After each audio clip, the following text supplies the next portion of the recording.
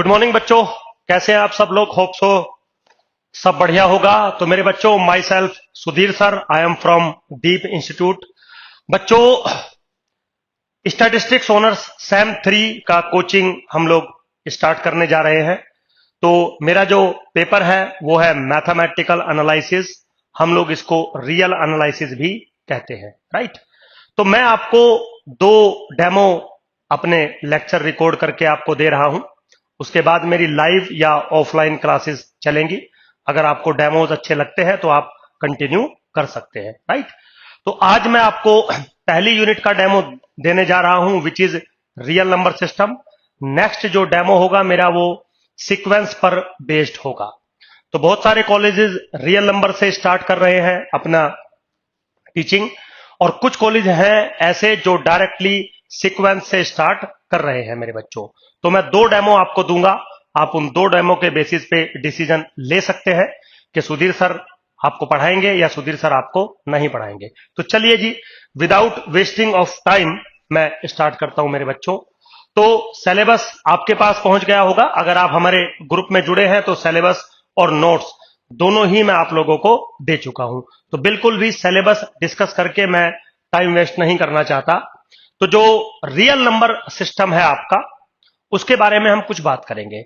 सबसे पहले बात तो मेरे बच्चों, जैसा कि मेरा टॉपिक है मैथमेटिकल एनालिसिस या रियल एनालिसिस, मतलब हमारे पास बहुत सारे टाइप के एनालिसिस होते हैं। उनमें से एक रियल एनालिसिस है। कभी कभी आप कॉम्प्लेक्स एनालिसिस में भी वर्क करते हैं। तो सबसे पहले रियल एनालिसिस को पढ़ने से पहले आपको यह पता होना चाहिए कि रियल एनालिसिस में और कॉम्प्लेक्स एनालिसिस में क्या डिफरेंस होता है। मेरे बच्चों, सबसे बड़ा जो डिफरेंस होता है वो रियल नंबर में और कॉम्प्लेक्स नंबर में होता है। तो कॉम्प्लेक्स नंबर और रियल नंबर के बीच में अगर आप डिफरेंस समझ जाते हैं तो सारी चीजें आपको क्लियर हो जाएंगी। रियल नंबर में और कॉम्प्लेक्स नंबर में एक ही डिफरेंस होता है, real numbers are comparable, complex numbers are not comparable. Means जितने भी रियल नंबर्स होते हैं उनमें ऑर्डर्ड प्रॉपर्टी फॉलो होती है, ठीक। तो जो आपका टॉपिक है कंप्लीटनेस या पूरा रियल एनालिसिस, जितना भी रियल थिंग्स पे आप काम करते हो वो एक ही थ्योरी पर बेस्ड है कि द नंबर्स आर कंपैरेबल। तो real numbers are comparable but complex number are non comparable. तो इसका मतलब यह हुआ कि जब भी मैं रियल एनालिसिस में वर्क करूंगा, मेरी जो नंबर्स होंगे, मेरी जो थिंग्स होंगी, वो कंफर्म कंपैरेबल होंगी। तो एक नया थ्योरी, एक नया एनालिसिस हमने डेवलप किया which is based on comparative theory, जिसको कुछ लोग ऑर्डर्ड थ्योरी भी कहते हैं। शायद आप आगे चल के पढ़ेंगे ऑर्डर्ड रियल नंबर्स। तो ऑर्डर्ड थ्योरी पे हम काम करेंगे, दैट्स व्हाई हम रियल थिंग्स को डिस्कस कर रहे हैं मेरे बच्चों। बिल्कुल सिंपल। तो जो सबसे पहला मेरा टॉपिक है वो है real number as points on real line. Actually में ये जो टॉपिक है बिल्कुल सिंपल टॉपिक है। ये क्या कह रहा है कि रियल नंबर जब हमने बनाए होंगे तो किस बेसिस पर रियल नंबर क्रिएट किए गए हैं जिनको आप ये कह रहे हो कि ये कंपैरेबल है। समझ गए? तो सबसे पहले तो आपको मेरे बता दूं मेरे बच्चों, जो रियल नंबर सिस्टम होता है, आर जिसको आप बोलते हो, वो एक कंप्लीट ऑर्डर्ड फील्ड होता है। तो इसमें 3 चीजों का हमने यूज किया है, कंप्लीट, ऑर्डर्ड, फील्ड। तो फील्ड एक सेट होता है जिसके ऊपर कुछ कंडीशंस सेटिस्फाइड होती हैं। ऑर्डर्ड मतलब आप कंपैरेटिव थ्योरी पर वर्क करेंगे। कंप्लीटनेस कुछ होता होगा, आगे चल के हम लोग डिस्कशन करेंगे। तो रियल नंबर सिस्टम में आपने देखा होगा कुछ नंबर्स को आप पॉजिटिव कहते हैं, कुछ नंबर्स को नेगेटिव कहते हैं, और रियल नंबर्स कैसे डिफाइन होते हैं, कैसे आइडेंटिफाई होते हैं, इन सब चीजों पर हम वर्क करेंगे। तो वो ये कहता है कि अगर मैं एक वन डायमेंशनली लाइन ड्रॉ करूं, अगर मैं एक लाइन ड्रॉ करूं और इस लाइन पे एक पॉइंट असाइन करूं which is denoted as 0। Why we denoted as 0, ये थोड़ा सा बाद की बात है। आपने शायद कभी कुछ टॉपिक्स पढ़े होंगे जैसे वेक्टर स्पेस, फील्ड, ग्रुप। इन सब में मेरे बच्चों एडिटिव आइडेंटिटी नाम की एक टर्म आपने पढ़ी होगी। तो बेसिकली दुनिया में जितने भी फील्ड, वेक्टर स्पेस, ग्रुप्स होते हैं, उन सब में जो भी एलिमेंट डिफाइन होते हैं वो हमेशा अपनी एडिटिव आइडेंटिटी के रेस्पेक्ट में डिफाइन होते हैं। तो तब भी कोई आप नंबर सिस्टम डेवलप करते हैं, सबसे पहले आपको एडिटिव आइडेंटिटी एलिमेंट डिफाइन करना होता है, और वो मैंने कर दिया 0। अब वो ये कहते हैं कि 0 एक एडिटिव आइडेंटिटी एलिमेंट है, तो 0 ना तो पॉजिटिव होगा और ना तो नेगेटिव होगा। कोई भी नंबर इस 0 के राइट में प्लॉट होगा on the line, this is called positive real number, और कोई भी नंबर इसके लेफ्ट में प्लॉट होगा on the line, this is called a negative real number. So basically real number system को उन्होंने अटैच कर दिया इस रियल लाइन के कोरस्पॉन्डिंग। तो वो कहते हैं कि कोई भी रियल नंबर होगा वो रियल लाइन पे प्लॉट किया जा सकता है, और कोई भी नंबर अगर रियल लाइन पर प्लॉट है, this must be a real number, either it is positive और नेगेटिव और neither positive nor negative. Neither positive nor negative सिर्फ एक ही नंबर होता है, और वो होता है 0, क्योंकि इसी के रेस्पेक्ट में पूरे रियल लाइन को मेरे बच्चों डेवलप किया गया है। तो दुनिया के जितने भी स्पेसिस बनते हैं, चाहे वो रियल एनालिसिस हो, कॉम्प्लेक्स हो, मीट्रिक स्पेस हो, हिल्बर्ट स्पेस हो, जितने भी स्पेस होते हैं वो सब एडिटिव आइडेंटिटी के रेस्पेक्ट में आइडेंटिफाई होते हैं। तो चलिए जी, रियल नंबर पे भी हमने वही काम कर दिया, बिल्कुल सिंपल था मेरे बच्चों। थोड़ा आगे चलते हैं। अब एक छोटा सा टॉपिक है आपका, ये टॉपिक एक्चुअली बेसिक्स को समझाने के लिए है। आप समझिए, एग्जाम में यहां से क्वेश्चन नहीं आता, बट एग्जाम में जहां से क्वेश्चन आएगा उस पॉइंट को, उस कॉन्सेप्ट को समझने के लिए आपको रियल नंबर के बारे में जानकारी होनी चाहिए। एक बहुत अच्छा पॉइंट मैंने आपको दिया, रियल नंबर इसलिए कहते हैं इनको क्योंकि ये कंपैरेबल है। तो रियल एनालिसिस में हमेशा सिर्फ और सिर्फ कंपैरेटिव थ्योरी पर ही वर्क करेंगे। तो आपको बेसिक्स मेरे बच्चों बहुत अच्छे से पता होना चाहिए, तभी आप आगे चल के एग्जाम को डील कर सकते हो। तो अब एक बात आती है इंटरवल्स की, बिल्कुल सिंपल है। सबसे पहले तो मान लीजिए आपके पास रियल नंबर है R, which is A set of real number. So basically कुछ लोग इसको ऐसे भी लिखते हैं, -∞ से infinity open interval. So mathematically this is a collection, this is A set. कौन सा सेट है ये? कि रियल लाइन पर जितने भी नंबर्स प्लॉट किए जा सकते हैं उन सब का कलेक्शन ये है। तो ठीक है, it's okay, this is mathematically A set basically. अब इंटरवल की डेफिनेशन आती है। बेसिकली मेरे बच्चों, इंटरवल भी एक सेट ही होता है, इंटरवल भी एक सबसेट ही होता है रियल नंबर का। लेकिन इसके अंदर एक खास बात होती है कि ये अपने अंदर सारे रियल नंबर को कंटेन करता है between two given fix point. Means मान लीजिए आपके पास दो रियल नंबर है, let a and b be two real number, suppose, है ना। तो ए और बी क्या है? दो रियल नंबर है, such that a is strictly less than b. A point to be noted, अभी 5 मिनट पहले आपको बताया था, जब भी रियल एनालिसिस में वर्क करोगे और दो नंबर आप लोगे तो आप डैम श्योर ये लिखोगे ए बी से छोटा है, बड़ा है या इक्वल है। This is always comparable. तो वो ये कहता है कि अगर मैं दो नंबर्स को रियल नंबर थ्योरी के अंदर फिक्स कर दूं and I make a set x belongs to real number such that x is greater than a और x is less than b, means जो दो नंबर मैंने फिक्स किए हैं a और b, उनके बीच के जितने भी रियल नंबर हो सकते हैं, a से स्ट्रिक्टली बड़े और b से स्ट्रिक्टली छोटे, उन सबका अगर मैं एक सेट बनाऊं, so basically this is what these symbols are the symbol for sets। तो अगर मैं एक सेट बनाऊं, this set basically what collection of all real number जो a से बड़े हैं और b से छोटे हैं। Now this set is called interval, this set is called interval. So interval is what? Collection of all points between two fix point. तो आप चाहें तो इसको लिख सकते हैं, this is subset of real number. Now this is denoted as open interval a to b. बिल्कुल ठीक है।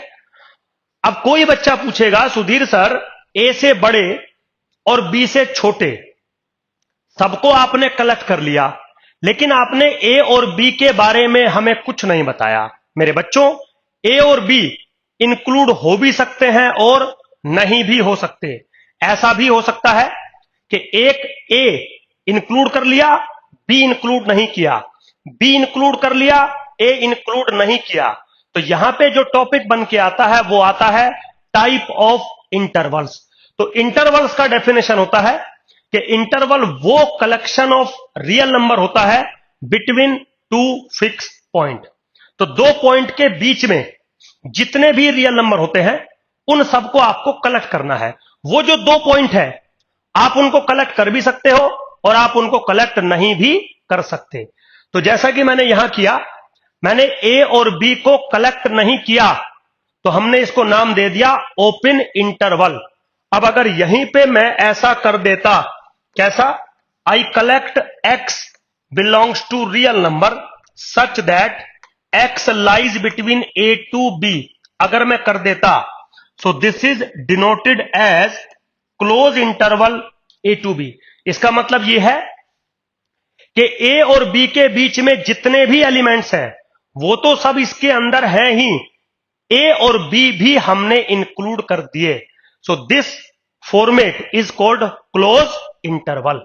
मेरे बच्चों, एक ऐसा भी हो सकता है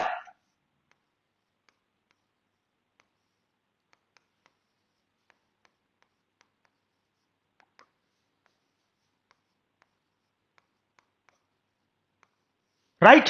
so basically this is what, इसमें मैंने क्या किया, बी को तो इंक्लूड कर दिया बट ए को इंक्लूड नहीं किया, ए को एक्सक्लूड रखा। So this type of interval is called semi open interval और सेमी क्लोज इंटरवल। तो तीसरा टाइप हो गया। मेरे बच्चों, फोर्थ टाइप हम ऐसे रिप्रेजेंट कर सकते हैं, कैसे, ए को इंक्लूड कर देता हूं और बी को एक्सक्लूड कर देता हूं, तो क्या बनेगा, collection of all real number such that A जो है वो इंक्लूड है और जो बी है वो एक्सक्लूड है। This is also called semi open and semi close intervals. तो सबसे पहले आप इंटरवल समझिए। इंटरवल एक सेट ही होता है जो कि रियल नंबर का ही सेट होता है। This is what, collection of all points between two fix point. अगर एक भी पॉइंट आपने हटा दिया तो वो इंटरवल नहीं रहेगा। तो मेरे बच्चों, इंटरवल एक सेट होता है बट हर कोई सेट इंटरवल नहीं होता। सो आज हमने थोड़ा सा डिस्कशन किया कि इंटरवल्स कैसे परफॉर्म करेगा, लेकिन point to be noted, interval तभी परफॉर्म कर रहा है जब हम कंपैरेटिव थ्योरी पर वर्क कर रहे हैं। मुझे पता होना चाहिए कि कौन ए से बड़ा है, कौन ए से छोटा है और कौन ए के बराबर है। अगर कंपैरेटिव थ्योरी ना होती तो मैं इंटरवल्स नहीं पढ़ पाता। आपने एक चीज को नोटिस किया होगा, आपने कभी भी कॉम्प्लेक्स नंबर थ्योरी के अंदर कभी भी इंटरवल पढ़े ही नहीं होंगे, पॉसिबल ही नहीं है। क्यों नहीं? क्योंकि complex numbers are not comparable. बिल्कुल बेसिक है, लेकिन मेरे बच्चों बेसिक आपको समझना ही पड़ेगा। अब अगला मेरा टॉपिक है real number system as an ordered field. Real number system as an ordered field. तो मैंने आपको बताया कि बेटा रियल नंबर फील्ड होते हैं और वे ऑर्डर्ड फील्ड होते हैं। तो फील्ड का क्या मतलब होता है और ऑर्डर्ड फील्ड का क्या मतलब होता है, थोड़ा एक बार बात करते हैं। हालांकि मैं आपको फील्ड नहीं पढ़ा रहा हूं, ये एक प्योर मैथमेटिक्स का टॉपिक है जो अलजेब्रा में पढ़ाया जाता है। मेरा काम है रियल एनालिसिस का आज। लेकिन फील्ड पे आपको एक बात बता दूं, फील्ड उस सेट को कहते हैं जो बहुत सारी कंडीशंस को सेटिस्फाई करता है, 11 कंडीशंस को सेटिस्फाई करता है, लेकिन दो कंडीशन उसके अंदर मेन होती है जिनको हम कहते हैं binary operations.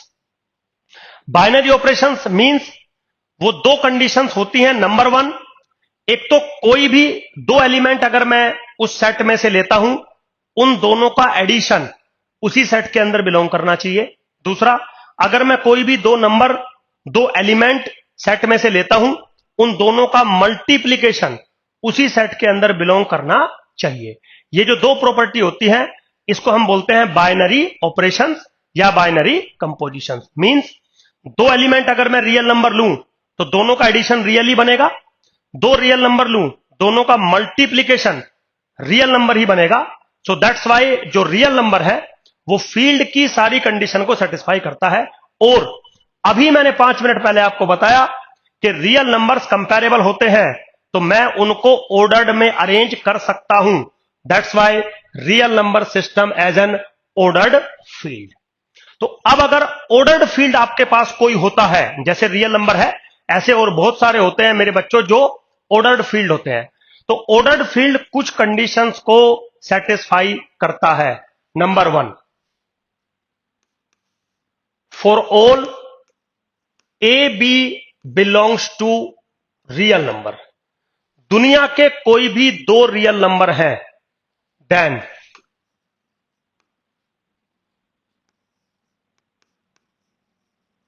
either A is greater than B or B is greater than A or A is equal to B. Point to be noted, दुनिया के कोई भी दो रियल नंबर हों, या तो A B से बड़ा होगा, या तो B A से बड़ा होगा, या तो दोनों बराबर होंगे। इसके अलावा और कुछ भी नहीं हो सकता। मींस कभी कभी आपने देखा होगा, शायद आप ऐसा लिख देते हैं x is greater than equal to y। समझ गए? कभी भी मत लिखिए ऐसा, x is greater than y real number system में हो ही नहीं सकता। एक्चुअली जब आप ऐसा लिखते हैं ना, या फिर कभी ऐसा लिखते हैं ना, x is greater than equal to 4, suppose for example, इसका मतलब होता है कि x और y दोनों रियल नंबर तो हैं, बट ये दोनों वेरिएबल हैं। ये जो दूसरे वाला है, इसमें 4 तो रियल नंबर हो गया, फिक्स हो गया। जो y है वो रियल नंबर तो है, बट वो वेरिएबल है। तो अगर वेरिएबल्स हैं तब आप ऐसा लिख सकते हो, बट अगर आपके पास प्योरली नंबर्स हैं a और b, तो या तो ऐसा होगा, या तो ऐसा होगा, या तो ऐसा होगा। इसके अलावा कुछ नहीं लिख सकते। आप कभी भी जीवन में ये नहीं लिख सकते 3 is greater than equal to 2। No, this is not possible, क्योंकि ये ऑर्डर्ड फील्ड का प्रॉपर्टी होता है मेरे बच्चों। Very simple. अब आगे चलिए। सेकंड प्रॉपर्टी होती है, जितने भी सेट ऑर्डर्ड फील्ड की कंडीशन को सेटिस्फाई करते हैं वो कन्फर्म ट्रांजिटिविटी को फॉलो करते हैं। अब आप बोलेंगे Sudhir sir what is the transitivity? Very simple. Transitivity क्या कहती है? If A is greater than B and B is greater than C, then confirm A is strictly greater than C. Means अगर कोई एक नंबर दूसरे के राइट में है और ये नंबर तीसरे के राइट में है, तो पहले वाला दिस इज C, तो पहले वाला कंफर्म थर्ड वाले के राइट में ही होगा। This is called transitivity rule of ordered field. कोई प्रॉब्लम नहीं है, बिल्कुल सिंपल है। नाउ थर्ड पॉइंट है, if A is greater than B, then A plus C is strictly greater than B plus C for all C belongs to real number. Means अगर A और B के बीच में ordered scenario है तो आप कोई भी रियल नंबर अगर ऐड करेंगे, this C may be real, may be 0, may be positive, may be negative, doesn't matter. तो जो ऑर्डर्ड रिलेशन है वो स्टिल मेंटेन रहेगा। This is also another property of real number या ऑर्डर्ड फील्ड। ठीक है बेटा। नाउ अगर मैं फोर्थ कंडीशन की बात करूं, फोर्थ प्रॉपर्टी की बात करूं, क्या है? If A is greater than B, then A into C is greater than B into C for all C positive, and A into C is less than B into C, या आप ऐसे लिख लीजिए, B into C is greater than A into C for all C which is less than 0, या आप ऐसे लिख लीजिए। एक्चुअली हम सिंबल एक ही यूज करते हैं हमेशा, या तो स्ट्रिक्टली ग्रेटर देन, या तो स्ट्रिक्टली लेस देन, या तो इक्वालिटी, एक ही सिंबल यूज करेंगे तो उसी फॉर्मेट में सारी चीजें हम लिखते हुए चले जाएंगे। तो मैं यहां पर आपसे यह कहना चाहता हूं कि मेरे बच्चों, जो रियल नंबर है आपका वो बेसिकली एक ऑर्डर्ड फील्ड है, और दुनिया के जितने भी ऑर्डर्ड फील्ड होते हैं वो इन 4 कैरेक्टरिस्टिक्स को, इन 4 प्रॉपर्टीज को कंफर्म सेटिस्फाई करते हैं। बिल्कुल सिंपल है, कोई ऐसा टिपिकल टास्क नहीं है। तो ये एक लिटिल बिट डिस्कशन था आप लोगों के लिए कि भाई रियल नंबर होता क्या है, रियल नंबर कैसे वर्क करता है। अगर आप कहीं सुने कि real number is an ordered field, तो एक्चुअली में उस ऑर्डर्ड फील्ड का क्या सेंस बनता है वो मैंने आपको बताया। क्यों ऐसा बताना जरूरी है? क्योंकि आपका जो टॉपिक है वो रियल एनालिसिस है, जिसको आप मैथमेटिकल एनालिसिस बोल रहे हो। तो रियल नंबर के अंदर जितनी कैरेक्टरिस्टिक होंगी वो आपको पता होनी चाहिए, तभी आप sequence, series, limit point, neighbourhood सारी चीजें डिफाइन कर सकते हैं। अगर आपको यही नहीं पता इंटरवल होता क्या है, तो ओपन नेबरहुड में कैसे डिफाइन करूंगा, पॉसिबल ही नहीं है। तो सारी चीजें आपको पता होनी चाहिए। चलिए मेरे बच्चों, थोड़ा आगे चलते हैं। अब वो कह रहा है completeness property of real number. तो मैंने अभी आपको शायद टर्म यूज करी थी, कंप्लीट ऑर्डर्ड फील्ड। तो ऑर्डर्ड फील्ड का क्या मतलब है रियल एनालिसिस के अंदर बता दिया। अब बारी आती है कंप्लीटनेस की, तो पूरा मिलके हो जाएगा कंप्लीटनेस ऑर्डर्ड रियल नंबर या कंप्लीटनेस ऑर्डर्ड फील्ड, जैसे मर्जी आप बोलिए। अब completeness property of real number, तो कंप्लीटनेस क्या होती है रियल नंबर के अंदर, वो थोड़ा सा हम डिस्कस करेंगे। लेकिन उसको डिस्कस करने से पहले आपको कुछ टर्म्स वेल डिफाइंड होनी चाहिए। सबसे पहली टर्म है अपर बाउंड। सबसे पहली कौन सी टर्म है? Upper bound. मेरे बच्चों, मान लीजिए आपका आर कोई रियल नंबर है, तो पूरा रियल नंबर है, और आपने इसका कोई सबसेट बनाया। वो सबसेट इंटरवल भी हो सकता है और इंटरवल नहीं भी हो सकता है। सबसेट आप शायद समझते होंगे, तो शायद आपने देखा होगा A is a subset of real number. क्या डेफिनेशन होती है सबसेट की? Subset is the collection of some elements of the universal set. तो यूनिवर्सल सेट यहां पे क्या है? Real number. उसके मैंने कुछ एलिमेंट्स को कलेक्ट कर लिया, किसके अंदर? ए के अंदर। तो A is called the subset. Subset may be 5, subset may be real number, और subset may be any other subset. तो subset empty, non empty, whole universal set, कुछ भी हो सकता है। लेकिन डेफिनेशन यही रहेगी कि subset is the collection of some element of the universal set. अब जो भी यूनिवर्सल सेट होगा उसके बारे में हम बात करेंगे। सपोज फॉर एग्जांपल, मान लीजिए मैंने एक रियल नंबर है मेरे पास, और मैंने एक सेट लिया A which is equal to -1, 3, 99 suppose, and this is a subset of real number. ठीक है बेटा? तो कोई भी अगर आप एक सबसेट लेते हो रियल नंबर का, दिस इज कॉल्ड, या this has upper bound and this is called bounded above. समझ गए? This has an upper bound और this is called bounded above. तो कैसे लिखेंगे? A which is a subset of real number. तो मैं क्या लिखूंगा? A is called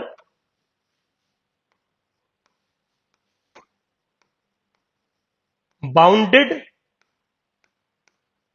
above set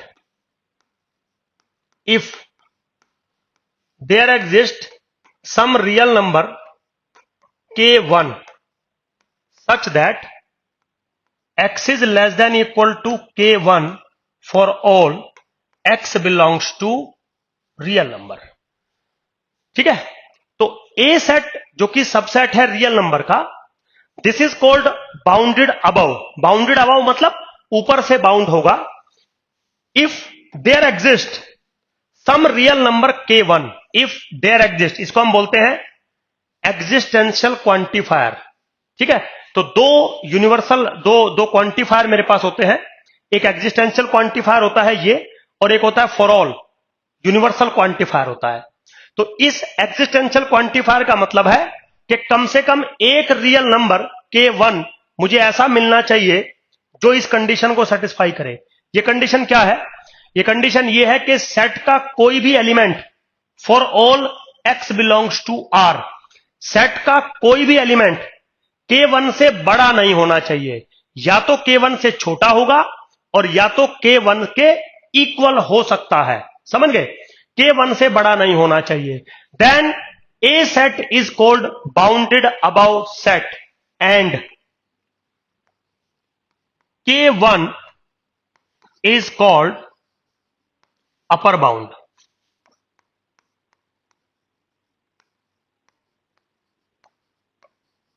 K1 is called upper bound. समझ गए मेरे बच्चों? तो पहले आता है बाउंडेड अबव सेट, मतलब बहुत सारे ऐसे सेट होते हैं जिनके अपर बाउंड मिलते ही नहीं है, तो बात खत्म। लेकिन अगर किसी के अपर बाउंड मिलते हैं तो अपर बाउंड एक नंबर होता है जिसकी एक कंडीशन होती है कि सेट का कोई भी एलिमेंट इस नंबर से ऊपर नहीं जाएगा, इसके बराबर रह सकता है या इससे कम भी रह सकता है। Then this set is called bounded above and this number is called upper bound. ठीक है बेटा? जैसे एक एग्जांपल ले लेते हैं।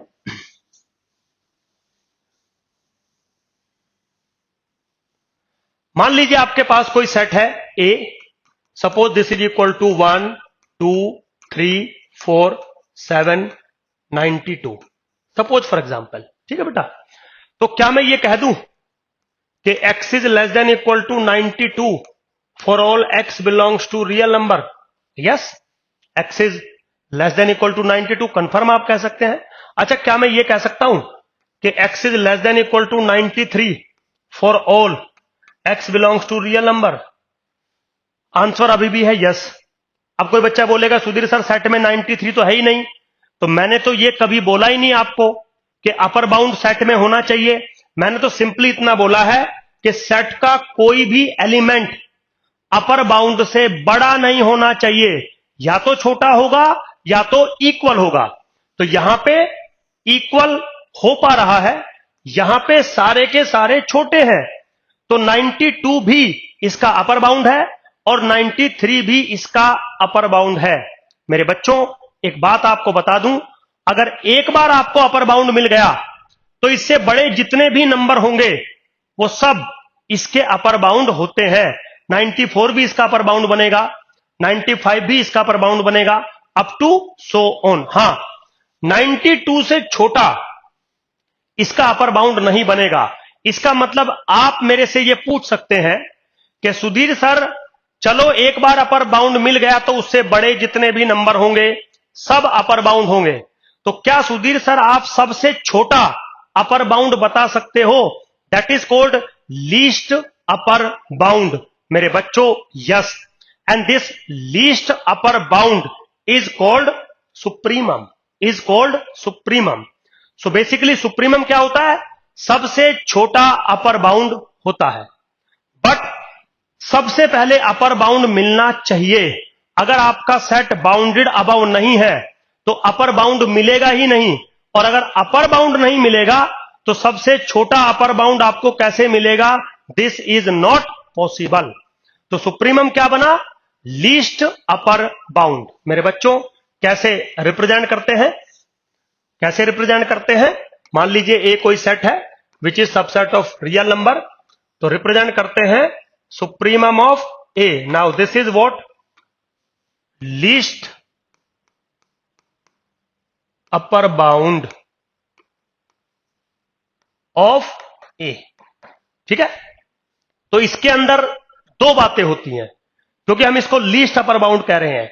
एक तो ये अपर बाउंड होगा, दूसरा ये सबसे छोटा अपर बाउंड होगा।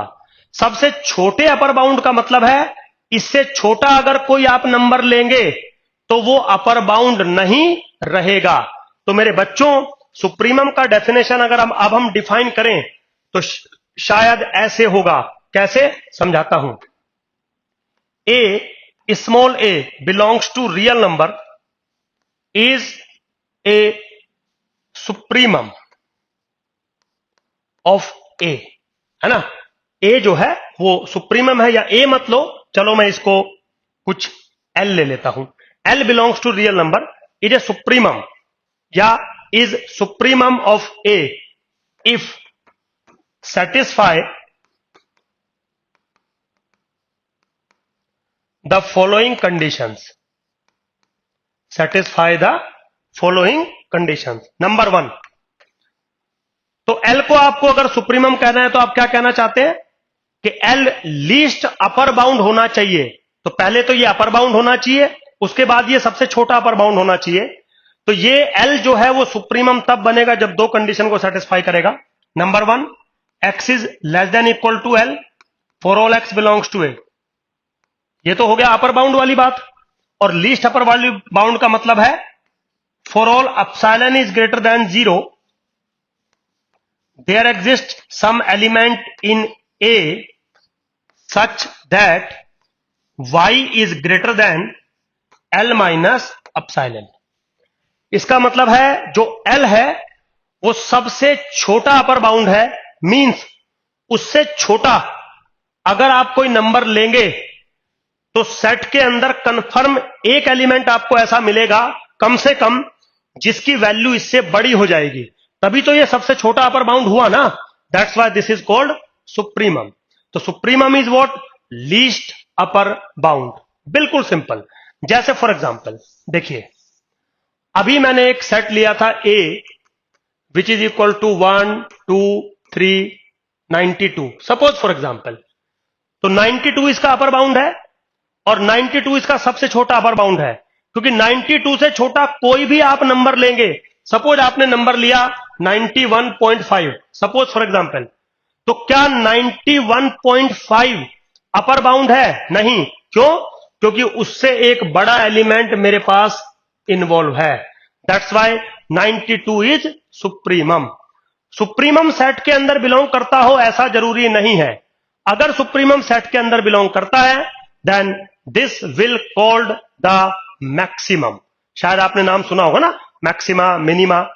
तो maxima is nothing but the value of the supremum if it's supremum belongs to the set. तो सुप्रीमम जरूरी नहीं होता सेट के अंदर बिलोंग करे, बट सुप्रीमम होता क्या है? Least upper bound. तो लीस्ट अपर बाउंड बनाने के लिए सबसे पहले हमने अपर बाउंड बनाया और फिर सबसे छोटा अपर बाउंड बनाया. सबसे छोटे अपर बाउंड को डिफाइन करने के लिए दो कंडीशन है कि एक तो वो अपर बाउंड होना चाहिए, दूसरा आप अगर कोई भी एप्सिलॉन लेते हैं विच इज पॉजिटिव तो क्या होगा? L माइनस एप्सिलॉन L से छोटा हो जाएगा.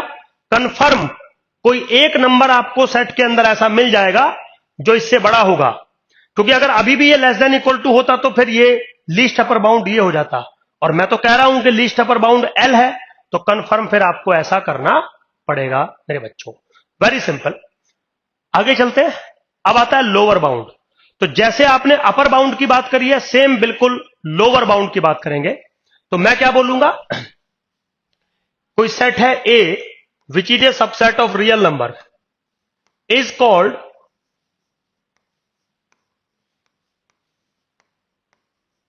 bounded below. A set A is called bounded below if there exists some number K2 belongs to real number such that K2 is less than equal to X for all X belongs to real number. ठीक है बेटा? तो ये क्या कह रहा है कि वो सेट बाउंडेड बिलो होता है जिसमें मुझे एक नंबर ऐसा मिल जाता है K2 जिससे नीचे सेट का कोई भी एलिमेंट नहीं हो सकता, या तो उससे बड़ी वैल्यू होगी और या तो उसके बराबर होगी. मतलब जितने भी एलिमेंट सेट के अंदर होंगे वो सब या तो K2 से बड़े हैं और या तो K2 के बराबर है. जरूरी नहीं है बराबर हो, बड़े भी हो सकते हैं सारे, मुझे कोई प्रॉब्लम नहीं है. बस इसका मतलब है कि सेट का कोई भी एलिमेंट K2 से छोटा नहीं होना चाहिए. Then the set is called bounded below and this number K2 is called lower bound. This number K2 is called lower bound. तो मेरे बच्चों मान लीजिए एक सेट है आपके पास A which is equal to 1 3 7 99 201 suppose for example, तो क्या मैं ये कह सकता हूं यहां पे, अगर आप थोड़ा सा देखें कि 1 is less than equal to x for all x belongs to a? Yes sir, आप कह सकते हो। अच्छा, क्या मैं ये कह सकता हूं 0 is less than equal to x for all x belongs to a? Yes, बिल्कुल कह सकता हूं ऐसा। आप समझ रहे हो? तो अगर आपको एक बार लोअर बाउंड मिल गया तो उससे छोटे जितने भी नंबर्स होंगे वो सब के सब उसके लोअर बाउंड होंगे। तो कोई बच्चा पूछ सकता है कि सुधीर सर सबसे बड़ा लोअर बाउंड क्या होगा? है, जैसे सबसे छोटा अपर बाउंड पूछा था, सबसे बड़ा लोअर बाउंड क्या होगा? That is called infimum. तो infimum is nothing but greatest lower bound, मतलब सबसे बड़ा लोअर बाउंड, है ना। तो सबसे बड़ा लोअर बाउंड होने का मतलब है उसको लोअर बाउंड होना पड़ेगा और सबसे बड़ा लोअर बाउंड होना पड़ेगा। इसका मतलब है अगर मैं उस नंबर से छोटा कोई भी नंबर लेता हूं तो वो लोअर बाउंड नहीं रहेगा। समझ गए ना? तो अब अगर मैं इनफीमम को डिफाइन करूं तो इनफीमम का डेफिनेशन क्या बन सकता है मेरे बच्चों? This is what greatest lower bound is called infimum. तो इनफीमम बनने के लिए 2 पॉइंट, तो मान लीजिए मैं इसको L ले रहा हूं, L belongs to real number is infimum of A set A if satisfied 2 conditions. Number 1, एक तो L लोअर बाउंड होना चाहिए, L is less than equal to x for all x belongs to real number. Okay जी, कोई problem नहीं है। Now दूसरा है, ये क्या है? Greatest lower bound. इसका मतलब for all epsilon is greater than 0 there must exist some element in the A set such that y is less than L. Y is less than L. तो for all epsilon is greater than 0, there exists some y belongs to your given set A such that y is less than L. तो अब क्या होगा? Less than L minus epsilon. इसका मतलब क्या हुआ कि L में से अगर मैं कुछ भी थोड़ा सा भी लिटिल बिट माइनस करता हूं तो y उससे छोटा हो जाता है। इसका मतलब जो L माइनस एप्सिलॉन है वो बेसिकली लोअर बाउंड नहीं रहता। तो सबसे छोटा लोअर बाउंड कौन बनेगा? सबसे छोटा लोअर बाउंड बनेगा L। So that's why L is the infimum. तो किसी भी नंबर को इनफीमम होने के लिए 2 कंडीशंस को सेटिस्फाई करना पड़ेगा। एक तो वो उसका लोअर बाउंड होना और उसका दूसरा ग्रेटेस्ट लोअर बाउंड होना। और जैसे ही ग्रेटेस्ट लोअर बाउंड होगा then this is called infimum मेरे बच्चों। तो जो प्रॉपर्टी मैं आपको बता रहा था, completeness property of real number, उसके लिए आपको 4 बातों का जानना जरूरी था। अब जो मेरा मेन टॉपिक आता है that is completeness property of real number. मेरे बच्चों दिस इज वेरी सिंपल। क्या है? For a non empty set, for a non empty set A which is a subset of R, है ना। For a non-empty set which is a subset of R, if A is bounded above, then it must has a या must has supremum। Means अगर कोई set bounded above है, if A is bounded above then it must has a supremum. Means अगर दुनिया का कोई भी set bounded above है तो कंफर्म उसका सुप्रीमम एग्जिस्ट करेगा। वो सुप्रीमम सेट के अंदर बिलोंग करेगा या नहीं करेगा ये तो मुझे नहीं पता है, but if a set is bounded above then this must has a supremum. This is completeness property of real number. Similarly if a set is bounded below then this must has infimum. अब वो infimum set के अंदर belong करेगा या नहीं करेगा ये तो मुझे नहीं पता है, बट कंफर्म इनफीमम एग्जिस्ट करेगा, ये कंफर्म गारंटी है। Every set which is bounded above must has a supremum, every set which is bounded below must has A infimum. जैसे for example,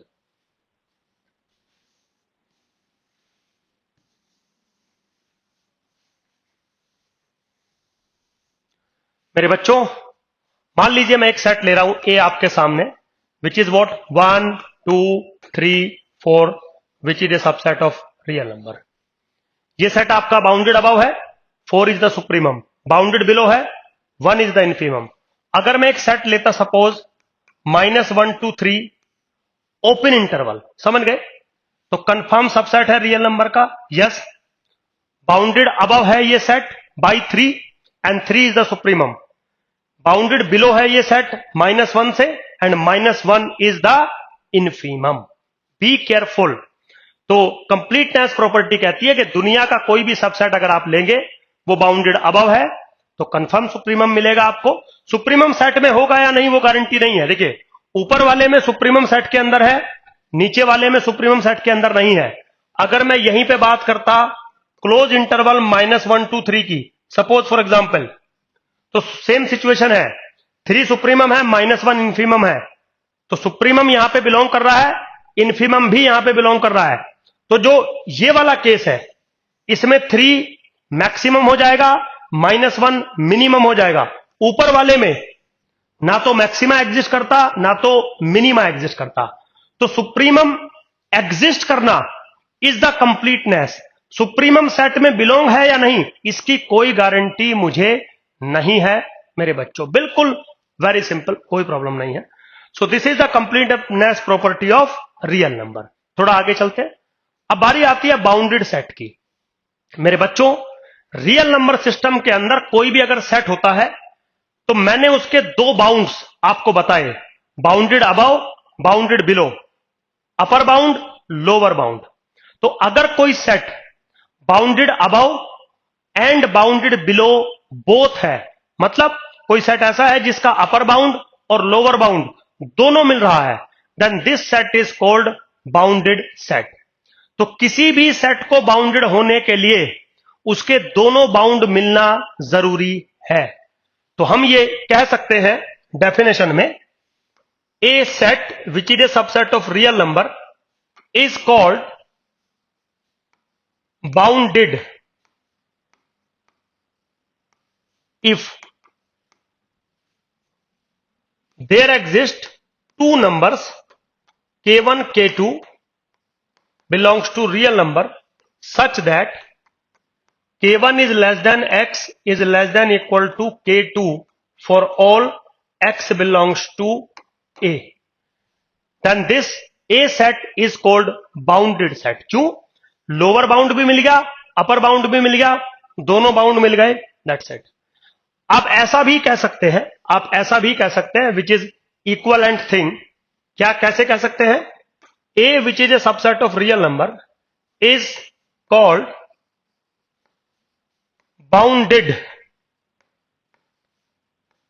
if there exist a single number K, if there exist a single number K belongs to real number such that modulus value of x is less than equal to k for all x belongs to a। तो मेरे बच्चों ये भी एक definition है bounded set का।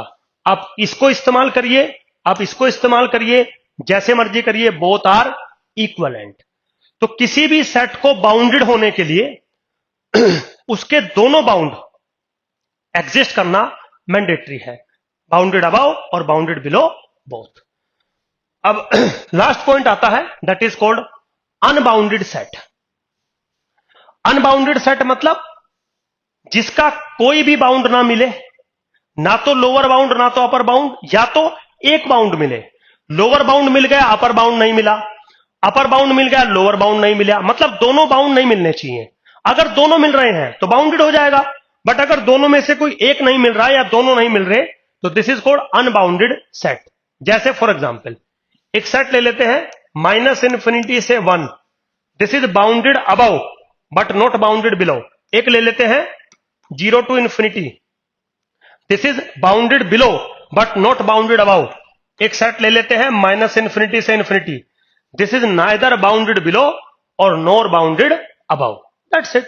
और अगर आपको बाउंडेड सेट की बात करनी है तो ले लेते हैं 1 2 3 ओपन इंटरवल, है ना। लोअर बाउंड 1 है, अपर बाउंड 3 है। लोअर बाउंड इंक्लूड कर रहा है, अपर बाउंड इंक्लूड नहीं कर रहा है, डजंट मैटर। बाउंड इंक्लूड करते हैं या नहीं उससे मतलब नहीं है, बाउंड्स है या नहीं। तो ये तीनों अनबाउंडेड सेट है और ये आपका एक बाउंडेड सेट है मेरे बच्चों। बिल्कुल सिंपल, कोई भी ऐसा टिपिकल टास्क इसमें नहीं है।